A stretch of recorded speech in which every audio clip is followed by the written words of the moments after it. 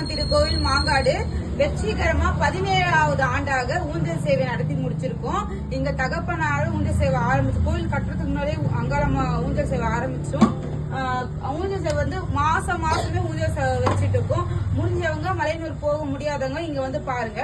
அப்புறம் இன்னொரு தகவல் எதை சொல்லணும்னா, இந்த கண்ணாடி இந்த கண்ணாடி வைக்கல. அம்பாள் எதிரில இந்த கண்ணாடி கிடையாது. அம்பாள் இந்த ஏரியாவில நாகாட்சி அம்மன் ஒருத்தவங்க இருக்காங்க. அந்த நாகாட்சி அம்மன் மூலியமா உத்தரவு கிடைச்சது.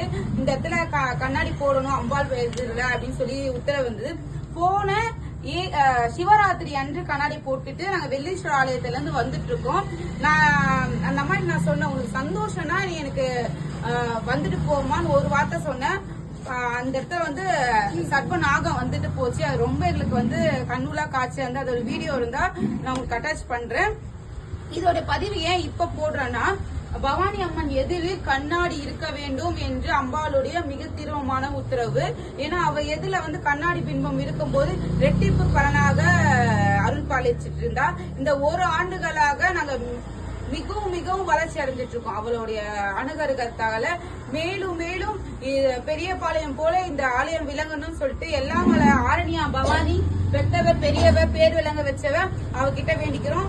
நீங்களும் எங்க ஆலயத்துக்கு வந்து எல்லா மலவும் பெற்றுக்கொள்ளலாம். நம்ம ஆலயத்துல மிகவும் சிறந்தது அபிஷேகம்னா, நீ பெரியபாளையத்துல போய் அபிஷேகத்தை புக்கிங் கொடுக்கறமா இங்க கொடுத்து இங்க புக் பண்ணி போட்டுக்கிட்டீங்கன்னாவே போதும். எல்லாமே நிவர்த்தி.